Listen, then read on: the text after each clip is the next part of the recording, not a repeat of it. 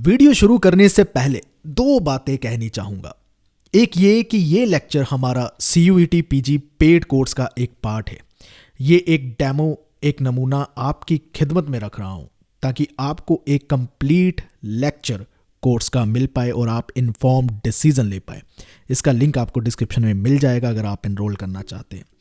दूसरी बात यह है कि ये लेक्चर यूट्यूब कम्युनिटी में एक कंट्रीब्यूशन की तरह भी देखा जा सकता है, क्योंकि अभी तक कोल्ड वॉर के इवेंट्स पर एक भी लेक्चर बाइलिंगुअल फॉर्मेट में नहीं है। चलिए वीडियो शुरू कर। इस वीडियो में हम कोल्ड वॉर को डिटेल में कवर करने की कोशिश करेंगे। हम कोल्ड वॉर का एक कंसेप्चुअल पार्ट भी समझेंगे कि कोल्ड वॉर होता क्या है, और दूसरा हम समझेंगे कि कोल्ड वॉर में हुआ क्या क्या है, कौन से इंपॉर्टेंट इवेंट्स रहे हैं, कोई एग्रीमेंट्स रहे हैं, कोई वॉर रही है, कोई बैटल्स रही है, ये सभी चीज़ों को हम कवर करेंगे।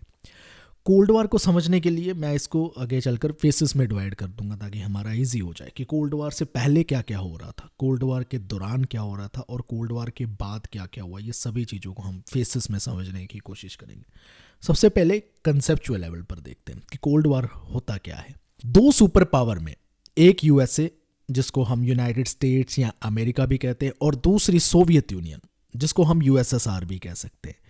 इन दोनों में एक लंबा टाइम पॉलिटिकल और मिलिट्री टेंशन जो चलती है वो कोल्ड वॉर का नाम ले लेती है। कब चलती है ये? वर्ल्ड वॉर 2 ख़त्म होते ही 1945 से लेकर तब तक चलती है जब तक USSR कोलैप्स नहीं हो जाता, डिसॉल्व नहीं हो जाता। 1989 तक ये कोल्ड वॉर चलती है। इसमें बहुत ही इंटेंस लेवल पर राइवलरी रहती है, चाहे वो पॉलिटिकल लेवल पर हो, इकोनॉमिक लेवल पर हो, आइडियोलॉजिकल लेवल पर हो, डिफरेंट डोमेन्स तक ये वॉर चलती रहती है। बट ये वॉर कभी भी डायरेक्ट या लार्ज स्केल मिलिट्री कन्फ्लिक्ट में नहीं इन्वॉल्व हुई। कहने का मतलब है कि ये दोनों सुपर पावर के बीच में कहलाई तो वॉर ही जाती है, लेकिन हॉट वॉर जैसी नहीं होती है।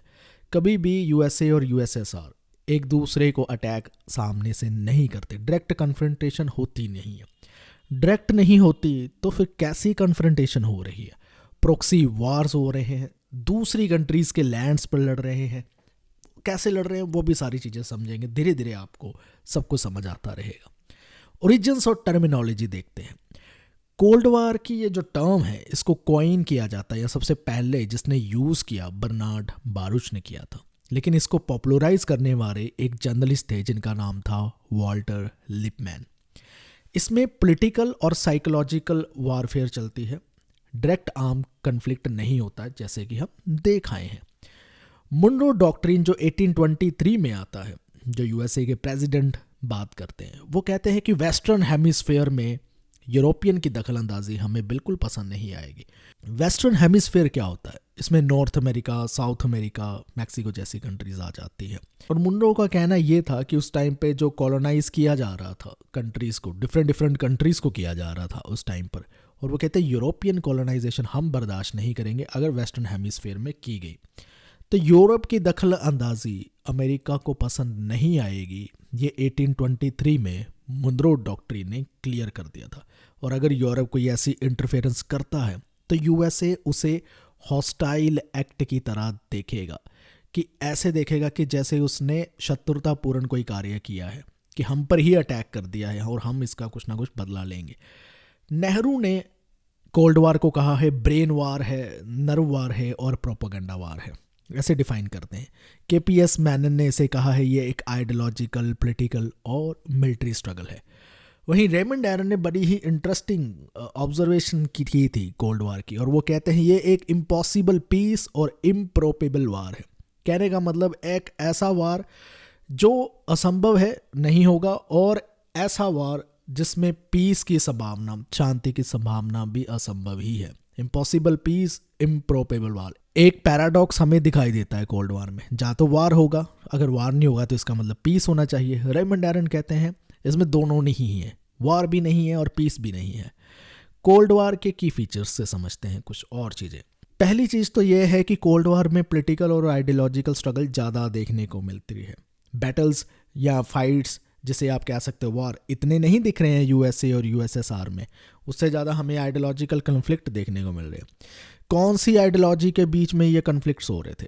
यूएसए सपोर्ट कर रहा था कैपिटलिज्म को और यूएसएसआर सपोर्ट कर रहा था कम्युनिज्म को। दोनों ही आइडियोलॉजी अलग है। कैपिटलिज्म की आइडियोलॉजी ट्रेड को, बिजनेस को फ्री हैंड देना चाहती है, और वहीं यूएसएसआर की आइडियोलॉजी जो है कम्युनिज्म, वो कंट्रोल करना चाहती है की इंडस्ट्रीज एंड अदर थिंग्स। तो इस तरह से ये दोनों ही अलग अलग आइडियोलॉजी चलती आ रही है। न्यूक्लियर डेटरेंस और आर्म रेस हमें दोनों ही देखने को मिलती है कोल्ड वॉर में। न्यूक्लियर डेटरेंस का मतलब यह है कि दोनों ने ही न्यूक्लियर वेपन्स डेवलप कर लिए थे, यूएसए ने भी और यूएसएसआर ने भी, और जिसकी वजह से एक चीज़ तो बन गई थी, एक कंडीशन बन गई थी जिसे मैड कहा जाता है, जिसका मतलब होता है म्यूचुअली अश्योर्ड डिस्ट्रक्शन, कि अगर कोई एक न्यूक्लियर वेपन यूज़ करेगा किसी दूसरे पर, तो दूसरे के पास भी ये काबिलियत होगी और इतना टाइम भी होगा कि वो भी उस पर यूज़ कर सके, तो दोनों ही एक दूसरे को ख़त्म कर देंगे। इसलिए न्यूक्लियर वेपन को यूज़ करने का फ़ायदा जब दिखाई नहीं देता तो न्यूक्लियर डेटरेंस जैसी सिचुएशन बन जाती है। न्यूक्लियर डेटरेंस का मतलब है कि इसी न्यूक्लियर वेपन के चलते हुए वो डेटर कर जाते हैं, वो वार में इन्वॉल्व ही नहीं होते हैं।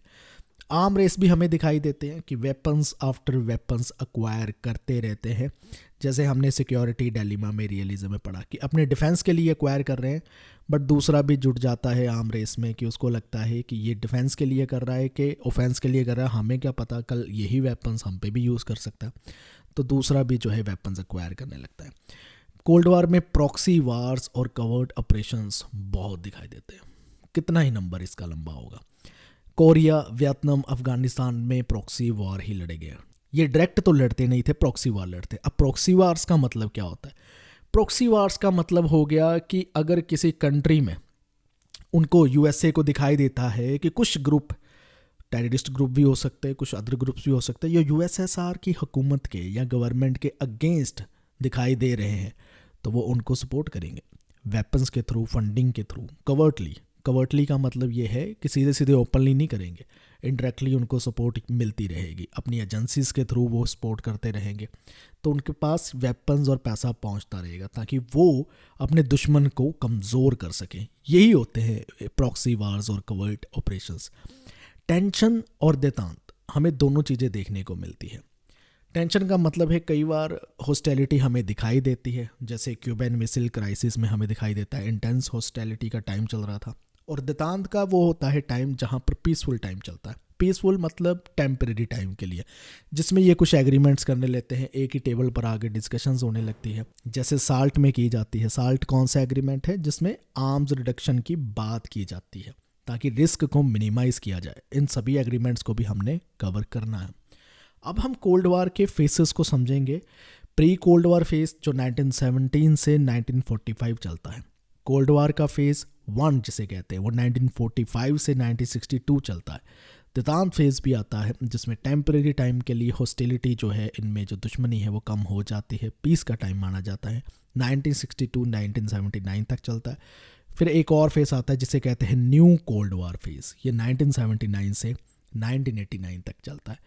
फिर 1989 पे कोल्ड वार ख़त्म हो जाता है। उसके बाद का फेज़ कहलाया जाता है पोस्ट कोल्ड वार फेज़। ये 1989 से लेकर अभी तक चल रहा है और इसकी प्रेजेंट सिचुएशन क्या है हम वो भी समझेंगे। तो बेसिकली इस फेसेस में हम मेजर इवेंट्स को ही शॉर्ट में कवर करने वाले हैं, क्योंकि बहुत सारे इवेंट्स कवर करने पड़ेंगे, तब जाकर कोल्ड वार का हमारा ये चैप्टर कंप्लीट होगा। सबसे पहले शुरुआत करते हैं प्री कोल्ड वार फेज़ की। 1917 से 1945 तक चलता है। रशियन रेवोल्यूशन होती है 1917 में, और इसी रेवोल्यूशन के चलते हुए जन्म होता है एक कम्युनिस्ट स्टेट का। दुनिया में अपने आप में पहली एक कम्युनिस्ट स्टेट, वो स्टेट जो कार्ल मार्क्स ने अपनी फिलॉसफी में देखी थी या प्रेडिक्ट की थी कि ऐसी स्टेट जन्म लेगी। कौन लेकर आता है इसको? लेनिन लेकर आते हैं। और ये जब इस्टेब्लिश होती है यूएसए और दूसरी वेस्टर्न कंट्रीज इसको कैसे देखने लगती है? एक ऐसे देखने लगती है कि जैसे उनका कोई नुकसान हो जाएगा। तो कम्युनिज्म को लेकर वो अपोज करने लगते हैं और उन्हें डर लगने लगता है कि कहीं कम्युनिज्म फैलना ना शुरू हो जाए। और यही उनका डर और ज़्यादा हमें दिखाई देता है 1920s और 30s के टाइम पर। इसे रेड स्केयर का टाइम भी कहा जाता है, जिसमें कम्युनिस्ट एक्सपेंशन दूसरी कंट्रीज़ में जब दिखाई देने लगती है तो डर और बढ़ने लगता है। तो यूएसए और यूरोप में पहले ही एंटी कम्युनिस्ट सेंटिमेंट ग्रू हो चुके थे और हम काफ़ी पॉलिटिकल क्रैकडाउन्स भी देखते हैं, खास करके रेडिकल्स पर। मतलब वो लोग जो कम्युनिस्ट रेवोल्यूशन को सपोर्ट करते हैं, रशिया को सपोर्ट करते हैं और अपनी कंट्री में भी कम्युनिस्ट रेवोल्यूशन देखना चाहते हैं, वहाँ पर यूएसए कंट्रोल करना चाहता है, उन पे अटैक करने की भी कोशिश करता है। यूएसए देखता है कि यूएसएसआर को सपोर्ट मिल रही है, बहुत सारी कम्युनिस्ट पार्टीज डिफरेंट कंट्रीज़ में ग्रो हो रही है, जिसके चलते हुए वेस्टर्न कंट्रीज़ में हम देखते हैं कि एक डर की भावना बन जाती है कि कहीं दूसरी कंट्रीज़ कम्युनिज़्म की आइडियोलॉजी या कम्युनिस्ट स्टेट ज़्यादा ना बन जाए। इसका रीज़न ये है कि जितनी ज़्यादा कम्युनिज़्म स्टेट बनती जाएगी, जितना ज़्यादा इसका इन्फ्लुएंस बढ़ता जाएगा, उतना ही यूएसए जो एक आइडियोलॉजी को सपोर्ट करता है, which is capitalism, free trade, free market, ऐसी चीज़ें, ये सारी चीज़ें ख़त्म होती जाएगी और इससे यूएसए को अपना नुकसान दिखाई दे रहा था। सबसे बड़ी बात तो ये थी। इसके बाद एक नाजी और सोवियत पैक्ट भी हमें शॉर्ट टर्म के लिए दिखाई देता है कि नाजी और सोवियत मिल जाते हैं। इसको सोवियत जर्मन अलायंस भी कहते हैं। इसका एक और नाम है, वो है मोलोटोव रिबेनट्रॉप पैक्ट। इसमें कहा क्या जाता है, नाजी और जर्मनी जो है और सोवियत यूनियन, ये दोनों मिलकर एक ट्रीटी साइन कर लेते हैं, सीक्रेटली करते हैं कि ये कहते हैं कि हम एक दूसरे पर अटैक नहीं करेंगे और ईस्टर्न यूरोप का जो टेरिटरी है हम उसको डिवाइड भी कर लेंगे। वेस्टर्न पावर्स को ये खबर तो मिल जाती है और काफ़ी उन्हें शॉक भी देती है ये चीज़ कि वो दोनों आपस में मिल चुके हैं, स्टालिन और हिटलर आपस में मिल चुके हैं। ये उन्हें दिखाई देता है कि उनके आइडियोलॉजिकल डिफरेंसेस होने के बावजूद वो मिल रखे हैं, लेकिन ये इनका जो मिलन है ज़्यादा टाइम के लिए नहीं लेता है, क्योंकि ऑपरेशन बारबरोसा के चलते हुए जर्मनी जो है वो यूएसएसआर की टेरिटरी में अटैक कर देता है। सोवियत टेरिटरी में जब अटैक होता है, यूएसएसआर क्या कहता है, यूएसए और यूके के साथ मिल जाता है ताकि हिटलर से जो है इजीली वो फाइट कर सके। तो वर्ल्ड वॉर 2 में यूएसए और यूएसएसआर साथ मिलकर काम कर रहे थे अगेंस्ट द इंपीरियल फोर्सेस, जिसमें जर्मनी भी आता है। आगे चलकर अटलांटिक चार्टर यूएस और यूके साइन करते हैं, जिसमें बेसिकली वो ये चीज़ें डिसाइड करते हैं कि अगर वार जब ख़त्म होगा कैसा वर्ल्ड या कैसी डेमोक्रेसी की हम संभावना देख रहे हैं। वो फ्री ट्रेड की बात करते हैं, डेमोक्रेसी की बात करते हैं, सेल्फ डिटर्मिनेशन की बात करते हैं। यूएसएसआर को ऐसे चार्टर में इन्वॉल्व भी नहीं कराया जाता। यहाँ से दिखता है कि कहीं ना कहीं उनके आइडियोलॉजिकल डिफरेंसेस है भी। तेहरान और याल्टा कॉन्फ्रेंस की जो प्लानिंग की जाती है कि वॉर ख़त्म होने के बाद एक्चुअली क्या क्या करना है, ये conferences basically Roosevelt, Churchill, Stalin 3 main leader में होती है और ये चीज़ भी डिसाइड हो जाती है कि यूएसएसआर को ईस्टर्न यूरोप पे इन्फ्लुएंस मिलेगा। लेकिन ये चीज़ डिसाइड नहीं हो पाती कि अगर यूएसएसआर ईस्टर्न यूरोप को इन्फ्लुएंस करेगा, उसको कंट्रोल मिलेगा, वो वहाँ पर डेमोक्रेसी इस्टेब्लिश करेगा या कम्युनिज्म सिस्टम को इस्टेब्लिश करेगा। ये मतभेद इनका चलता ही रहता है, जिसकी वजह से कोल्ड वॉर की टेंशन का बिल्डअप शुरू हो जाता है। फिर पोस्टडैम कॉन्फ्रेंस होती है 1945 में। यहाँ पर यूएसएस सोवियत का ऑफिशियली कह सकते हो आप मिस्ड ट्रस्ट की भावना शुरू हो जाती है, विश्वास करना ही बंद कर देते हैं। जर्मनी को ये हरा देते हैं वर्ल्ड वॉर 2 में। ट्रूमैन, स्टालिन और चर्चिल एटली ये मिलते हैं जर्मनी का फेट डिसाइड करने के लिए कि क्या क्या किया जा सकता है जर्मनी के साथ। यहाँ पर यूएसए अपनी सीक्रेटली अपने एटॉमिक बम के बारे में भी यूएसएसआर को पता चलता है, जहाँ यूएसएसआर के कान खड़े हो जाते हैं कि ऐसी चीज़ अगर यूएसए कुछ डेवलप कर गया है, न्यूक्लियर वेपन्स एक्वायर कर गया, तो बहुत ज़्यादा मुश्किलें आगे चलकर फ्यूचर में खड़ी हो सकती है। आपको मैंने बताया था पिछली कॉन्फ्रेंसेस में इन्होंने डिसाइड किया था कि सोवियत यूनियन को कंट्रोल दे देंगे ईस्टर्न यूरोप का वार के बाद। लेकिन यूएसए को एक चीज़ दिखाई देने लगती है कि स्टालिन वहाँ पर फ्री इलेक्शन नहीं कराएगा ईस्टर्न यूरोप पे। यहाँ पर आप कह सकते हैं ऑफिशियली ब्रेकडाउन हो जाता है यूएसए और सोवियत यूनियन के रिलेशन का, और ये बेस सेट हो गया। अब इसके चलते हुए कोल्ड वॉर बनने वाली है। आइडियोलॉजीज के हमें कन्फ्लिक्ट भी दिखने वाले हैं। अगले फेज में हम देखते हैं क्या क्या होता है। चलिए अब कोल्ड वॉर फेज 1 जो 1945 से 1962 चलता है उसके बारे में जानते हैं। सबसे पहले आता है यहाँ पर ट्रूमैन डॉक्ट्रिन। यहाँ पर सोवियत यूनियन को कंटेन करने की बात की जाती है। यूएसए के प्रेसिडेंट ट्रूमैन ये बात करते हैं कि ये जो कम्युनिज्म का इन्फ्लुएंस हमें देखने को मिल रहा है, खास करके ग्रीस और टर्की जैसी कंट्री में, हमें इसको रोकना होगा। इसको कहते हैं कंटेनमेंट स्ट्रेटजी, कि कम्युनिस्ट के इन्फ्लुएंस को हमने रोकना है। जब रोकना है तो ऑफ कोर्स कन्फ्लिक्ट होंगे, हॉस्टिलिटी बढ़ेगी, दुश्मनी बढ़ेगी। मार्शल प्लान यूएसए लॉन्च करता है 1948। इसको कहते हैं इकोनॉमिक वेपन अगेंस्ट कम्युनिज्म। क्या करता है यूएसए इसमें? यूएस लॉन्च करता है $13 बिलियन की एक मदद, जो किनको दी जाएगी? वेस्टर्न यूरोप कंट्रीज को दी जाएगी, क्योंकि वार के बाद जो नुकसान हुआ है उनको हेल्प की जाएगी रीबिल्ड करने में।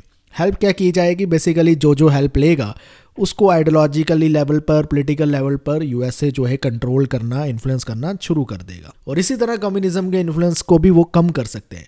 यूएसएसआर ने ऐसी मदद लेने से खुद भी इनकार किया और ईस्टर्न यूरोप कंट्रीज को कहा कि ऐसी मदद बिल्कुल भी न ली जाए। और वहीं दूसरी ओर यूएसएसआर खुद ही ईस्टर्न यूरोप को ऐसी मदद देने लगता है इकोनॉमिक लेवल पर। हम देखते हैं यहाँ पर ईस्ट और वेस्ट का डिवाइड जो है और भी ज़्यादा डीपन होता जा रहा है। बर्लिन ब्लॉकेड और एयरलिफ्ट 1948 से लेकर 49 एक साल तक का चलती है, और ये पहला कोल्ड वार का मेजर क्राइसिस होता है। तो इसमें होता क्या है कि यूएसएसआर जो है वेस्ट बर्लिन के जितने भी लैंड रूट है उस सब को ब्लॉक कर देता है। इसके चलते हुए यूएस जो है बर्लिन में अपनी जो गवर्नेंस एडमिनिस्ट्रेशन कर रहा था वो नहीं कर पा रहा था। उसने सारी चीज़ें जितनी भी की वो एयर लिफ्ट से की। एक लंबा साल फूड भी एयर से डिलीवर किया, सप्लाईज भी एयर से ही डिलीवर की। फाइनली 1949 में ये ब्लॉकेड लिफ्ट भी किया जाता है। लेकिन इस इवेंट की वजह से जर्मनी दो भागों में बढ़ जाता है। एक है वेस्ट जर्मनी जो कैपिटलिस्ट के कंट्रोल में रहता है, और एक है ईस्ट जर्मनी जो कम्युनिस्ट के कंट्रोल में रहता है, यानी यूएसएसआर के कंट्रोल में रहता है। नेटो फॉर्मेशन होती है 1949 में। ये एक मिलिट्री अलायंस बनाया जाता है यूएसएसआर को या कम्युनिज्म के इन्फ्लुएंस को टैकल करने के लिए। नेटो की फुल फॉर्म है नॉर्थ अटलांटिक ट्रीटी ऑर्गेनाइजेशन। ये यूएसए ने शुरुआत की थी इसकी। इसमें कनाडा और कई वेस्टर्न यूरोप कंट्रीज़ को शामिल कर लिया जाता है।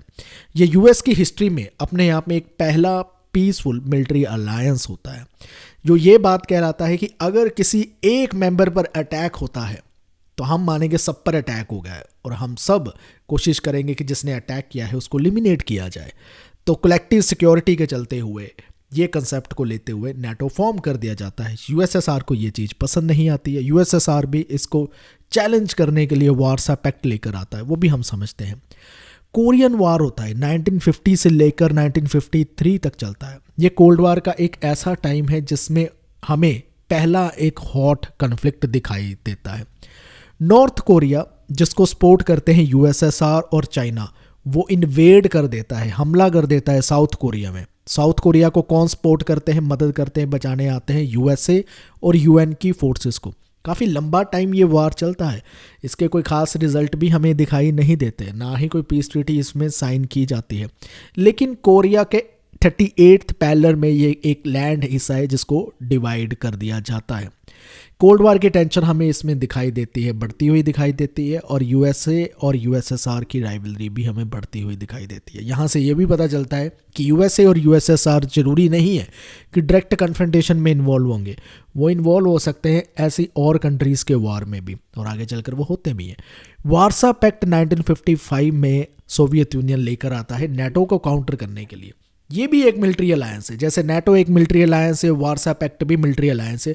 फ़र्क ये है नेटो यूएसए लेकर आता है, वारसा पैक्ट जो है वो यूएसएसआर लेकर आता है, और इसमें बहुत सारी ईस्टर्न यूरोप की कम्युनिस्ट स्टेट को इसमें इंक्लूड कर लेता है। और इसके चलते हुए यूरोप जो आप कह सकते हो वो डिवाइड हो जाता है दो मिलिट्री ब्लॉक्स में, और कोल्ड वार जो है और भी ज़्यादा इंटेंसिफाइड हो जाता है। नेक्स्ट हम बात करते हैं क्यूबन मिसाइल क्राइसिस की, जो 1962 को होता है, और ये कोल्ड वार का एक मोस्ट इम्पॉर्टेंट इवेंट है। 13 दिन की कॉन्फ्रंटेशन रहती है यूएसए में और यूएसएसआर में। अक्टूबर 1962 में ये किस चीज़ को लेकर ये क्राइसिस आता है? ये इस चीज़ को लेकर क्राइसिस आता है कि सोवियत न्यूक्लियर मिसाइल जो है उसकी प्रेजेंस क्यूबा में है, यूएसए को पता चल जाता है।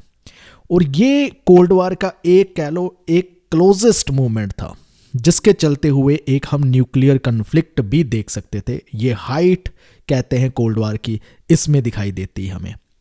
तो यूएसए क्या करता है? यूएसए अब ये करता है कि क्यूबा का नेवल ब्लॉकेड कर देता है कि कोई भी शिप आने जाने ना पाए, ताकि जो सोवियत मिसाइल उसे लग रहा है शिफ्ट हो रही है क्यूबा में, और क्यूबा यूएसए के जो बहुत नज़दीक है तो उसको खतरा बनता जा रहा है, तो ये चीज़ को रोकने के लिए वो ब्लॉकेड कर देता है। फिर फाइनली कुछ नेगोशिएशन होती है जिसमें ये डिसीजन लिए जाते हैं कि यूएसएसआर जो है वो क्यूबा से अपनी मिसाइल को रिमूव करेगा। वहीं दूसरी ओर यूएसए जो है क्यूबा पर किसी तरह का हमला नहीं करेगा। साथ ही साथ यूएसए ने जो न्यूक्लियर मिसाइल टर्की में रखी है वो उसको रिमूव कर देगा, क्योंकि वहाँ पर यूएसएसआर को खतरा दिखाई दे रहा है।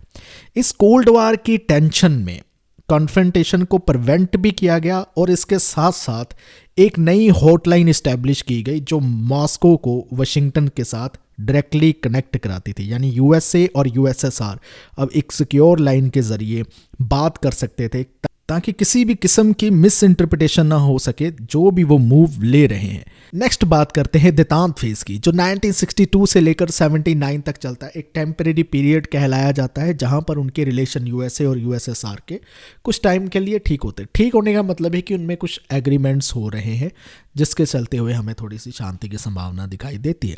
सबसे पहले आता है partial nuclear test ban treaty, इसको पीटीबीटी भी कहा जाता है। 1963 में साइन किया जाता है। यूएसए, यूएसएसआर और यूके साइन करते हैं, जो ये कहते हैं कि हम न्यूक्लियर टेस्ट नहीं कंडक्ट करेंगे एटमॉस्फेयर, आउटर स्पेस और अंडर वाटर में, यानी अंडरग्राउंड ही बचा है, धरती के नीचे आप न्यूक्लियर टेस्ट कर सकते हो। ये जो ट्रीटी साइन की जाती है ये ऐसे एक पहला एफर्ट दिखाई देता है जिसमें कोल्ड वार की टेंशन को रिड्यूस किया जाता है। वियतनाम वार चलता है काफ़ी लंबा टाइम, 1955 से 1975 तक चलता है। ये बहुत ही एक कॉस्टली प्रॉक्सी वार रहता है यूएसए के लिए। होता क्या है इसमें, नॉर्थ वियतनाम जो एक एरिया है उसमें यूएसएसआर और चाइना सपोर्ट करते हैं उन रिबेलियस को, उन ग्रुप्स को जो कम्युनिज्म सरकार चाहते हैं, और ये नॉर्थ वियतनाम साउथ वियतनाम को कंट्रोल करने की कोशिश में है। यूएसए इन्वॉल्व हो जाता है इसमें, इस वार में इतना लंबा टाइम इन्वॉल्व हो जाता है कि बहुत सारा खर्चा यूएसए का होता है, लेकिन उसको रिजल्ट फिर भी अच्छे नहीं दिखाई देते, क्योंकि फॉल ऑफ साइगोन के बाद जो 1975 में होता है, यानी नॉर्थ वियतनाम का फाइनली कंट्रोल साउथ वियतनाम को मिल ही जाता है, जिसमें कोल्ड वार में कह सकते हो यूएसए की एक बड़ी डिफीट दिखाई हमें दिखती है।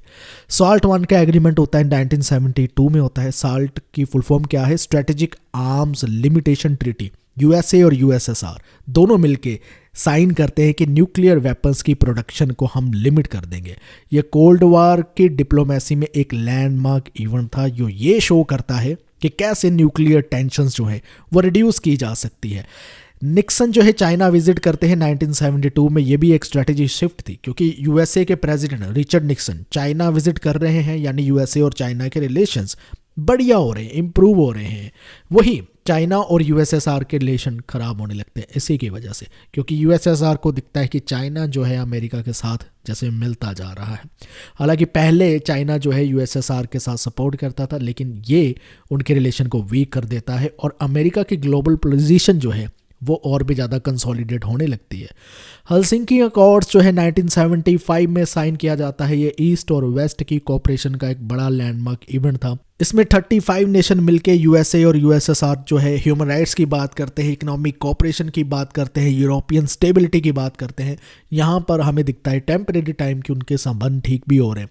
साल्ट 2 का एग्रीमेंट आता है 1979 में। इसमें बात की जाती है यूएसए और यूएसएसआर की हमारे जो न्यूक्लियर वेपन्स है उसको और फर्दर लेवल पर लिमिट करने की हमें कोशिश करनी होगी। लेकिन जैसे ही 1979 में सोवियत यूनियन अफगानिस्तान पे हमला कर देता है, यूएसए रिफ्यूज़ कर देता है ऐसी ट्रीटी को रेक्टिफाई करने के लिए, और यहाँ पर देतांत फेज जो है ऑफिशियली ख़त्म हो जाता है और एक नई कोल्ड वार की टेंशन बनने लगती है। इसलिए हम इस फेज़ को जो इसके बाद आने वाला है उसको न्यू कोल्ड वार फेज भी कहते हैं, जो 1979 से लेकर 1989 तक चलता है। न्यू कोल्ड वार के फेस के अब कुछ इवेंट्स देखते हैं। सबसे पहले देखते हैं सोवियत इन्वेड करता है अफगानिस्तान पर 1979 में। ये ऑफिशियली एंड कर देता है देतांत के पीरियड को। क्यों करता है? यूएसए एक्चुअली सपोर्ट कर रहा होता है वहाँ के मुजाहिदीन रिबेल्स को अफगानिस्तान में, और अफगानिस्तान में कम्युनिस्ट गवर्नमेंट होती है। सोवियत यूनियन को ये चीज़ पसंद नहीं आती है, वो अफगानिस्तान में हमला करता है ताकि मुजाहिदीन रिबेल्स को रोक सके। यूएसए इस हमले को कंडेम करता है और 1980 की मॉस्को ओलंपिक्स को बाइकआउट भी कर देता है। इकोनॉमिक सैंक्शंस लगा देता है यूएसएसआर पर, और ऑफिशियली देतांत का टाइम जो है वो एंड हो जाता है। रेगन डॉक्ट्रिन आता है 1981 में।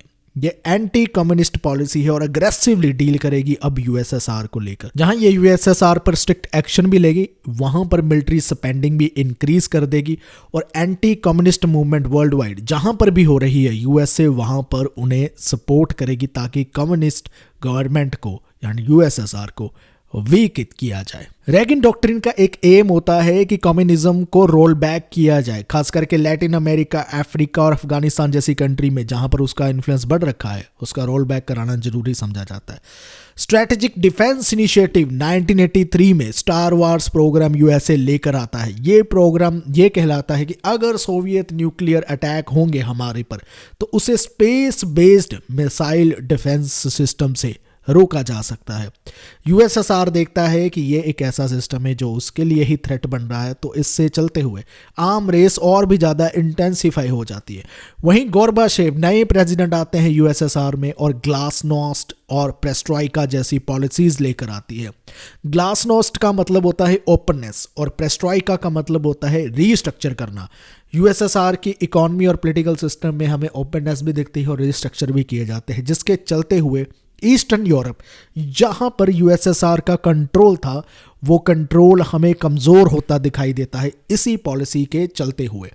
इसी के साथ बर्लिन वॉल 1989 में गिरा दी जाती है, जिसे कहते हैं बिगिनिंग ऑफ द एंड, यानी कोल्ड वार के एंड होने का ये एक संकेत मिलता है, शुरुआत मिलती है। कोल्ड वार इससे ख़त्म नहीं हो जाता है, लेकिन कोल्ड वार ख़त्म होने का अगर कोई पूछेगा कि पहला इवेंट ऐसा कौन सा था जिसकी वजह से कोल्ड वार ख़त्म होने के आसार दिखाई देने लगते हैं, तो वो फॉल ऑफ बर्लिन वॉल ही था। तो ईस्ट जर्मनी और वेस्ट जर्मनी में एक जो डिवाइड हो रखा था, बर्लिन में एक वॉल बिल्ड कर रखी थी, वो एक वॉल ऐसी थी जो सिंबलाइज करती थी ईस्ट और वेस्ट का डिवाइड, उसको लोग कोलैप्स कर देते हैं। यहाँ से चलते हुए सोवियत का इन्फ्लुएंस हमें कम दिखाई देने लगता है कि जर्मनी में होगा। ये जो फेस है, अगर इसको देखा जाए, सोवियत का जो कंट्रोल है ईस्टर्न यूरोप में हमें कम होता दिखाई देता है और कोल्ड वार का एंड होता दिखाई देता है। और ये अब फेस आता है जहाँ पर कोल्ड वार एंड हो जाता है और अब तक क्या क्या चलता है वो देखते हैं। सोवियत यूनियन डिसॉल्व हो जाता है 1991 में। ऑफिशियली कोल्ड वार जो खत्म होता है वो होता है दिसंबर 26, 1991 में, जहां सोवियत यूनियन क्लैप्स हो जाता है। सोवियत यूनियन क्लैप्स होने का मतलब है बहुत सारी कंट्रीज मिलकर सोवियत यूनियन बनती है और ईस्टर्न यूरोप की बहुत सारी कंट्रीज में हमें नेशनलिस्ट मूवमेंट मिलती है और वह सोवियत यूनियन से अलग होकर अपनी स्टेट क्रिएट कर लेते हैं। यहाँ पर हमें मानते हैं कि कोल्ड वार का ऑफिशियली एंड हो जाता है और दुनिया में, वर्ल्ड में, विश्व में सिर्फ एक ही सुपर पावर रह जाती है, वो है यूएसए। नाटो की एक्सपेंशन होती है 1999 से लेकर प्रेजेंट तक। हम देखते हैं कि नाटो एक्सपैंड करने लगता है, यानी यूएस का इन्फ्लुएंस जो है वो वेस्टर्न यूरोप तक नहीं रहता है, ईस्टर्न यूरोप तक भी चलने लगता है। नाटो में और नेशन शामिल किए जाते हैं, खास करके वो नेशन जो पहले सोवियत यूनियन का पार्ट होते थे, जिसमें पोलैंड, हंगरी या बाल्टिक स्टेट्स का भी नाम इसमें आता है। रशिया के साथ टेंशन बढ़ती हुई दिखाई देती है जैसे ही हम ये नाटो का एक्सपेंशन देखते हैं, क्योंकि रशिया इसको थ्रेट देखता है। यूएसए और रशिया के जो रिलेशंस हैं वो थोड़े से ख़राब होने भी शुरू होते हैं। बीच में हमें कोऑपरेशन भी दिखाई देती है, लेकिन राइवलरी भी साथ साथ दिखाई देती है नाटो की एक्सपेंशंस को लेकर, क्योंकि नाटो की एक्सपेंशन यहाँ तक पहुँच जाती है कि इसमें यूक्रेन और सीरिया जैसे कन्फ्लिक्ट काफ़ी ज़्यादा इन्वॉल्व हो जाते हैं, जिसकी तरफ से उनके रिलेशन और ज़्यादा ख़राब होने हमें दिखाई देते हैं, जो आगे चलकर हम देखेंगे भी कैसे होते हैं। 9/11 और वार ऑन टेरर 2001 से लेकर प्रेजेंट तक, ये भी एक ग्लोबल कन्फ्लिक्ट में एक शिफ्ट दिखाई देता है। यूएसए रशिया की जो टेंशन आपस में चल रही थी वो अब टेंशन शिफ्ट हो जाती है जैसे यूएसए पे 9/11 का अटैक होता है बाय द टेररिस्ट ग्रुप। तो यहाँ पर वो दोनों काउंटर टेररिज्म मेजर्स को अडॉप्ट करने की बात करने लगते हैं। तो अफ़गानिस्तान में वार हो या इराक में वार हो, वो इंटरनेशनल कन्फ्लिक्ट का जन्म लेते रहते हैं और ग्लोबल सिक्योरिटी पॉलिसीज़ में, फॉरेन पॉलिसीज़ में नए नए चेंजेस हमें दिखाई देने लगते हैं। रशिया जॉर्जिया वार जो 2008 में होता है, यहाँ से पता चलता है कि रशिया मिलिट्री लेवल पर फिर से रिवाइव करने की कोशिश कर रहा है। वो जॉर्जिया को इन्वेड कर देता है 2008 में, जिसके चलते हुए हमें यह पता चलता है कि जो फॉर्मर सोवियत टेरिटरीज लेती है रशिया उनमें अटैक कर सकता है और संभावना ये रहती है और भी ऐसी टेरिटरीज पे वो इन्वेड करेगा या किसी तरह की बैटल करने की कोशिश करेगा। और हमें यह दिखता भी है, वो रशिया यूक्रेन कन्फ्लिक्ट जो 2014 से लेकर प्रेजेंट तक चलता है, ये एक नए कोल्ड वार का जन्म लेता हुआ दिखाई देता है। क्योंकि 2014 में रशिया क्रीमिया को अनेक्स कर लेता है। अनेक्स करने का मतलब होता है क्रीमिया को अपनी टेरिटरी में शामिल कर लेता है। यहाँ पर वेस्टर्न सैंक्शन लगते हैं, एक नई टेंशन बन जाती है यूएसए और रशिया में, और चलते चलते हम देखते हैं रशिया और यूक्रेन वार भी आ जाता है 2002 में। क्यों आता है ये वॉर, क्यों होता है? बेसिकली यूक्रेन नाटो को ज्वाइन करना चाहता है, यूएसए उसकी मदद करना चाहता है। इसमें रशिया को लग रहा है अगर यूक्रेन ने भी नाटो को ज्वाइन कर लिया तो नाटो जो है या नाटो फोर्सेस जो है मेरे घर के बिल्कुल नज़दीक आ जाएगी। तो उसने यूक्रेन पर वार कर दिया, उसे प्रिवेंट करने के लिए कि वो नाटो को ज्वाइन ना करे। एक तरह से देख सकते हैं जो कोल्ड वार की राइवलरी पहले हमने देखते हैं यूएसए और यूएसएसआर में, वो यूएसए और रशिया में हमें अब फिर से दिखाई देने लगती है, खास करके रशिया यूक्रेन के वार में।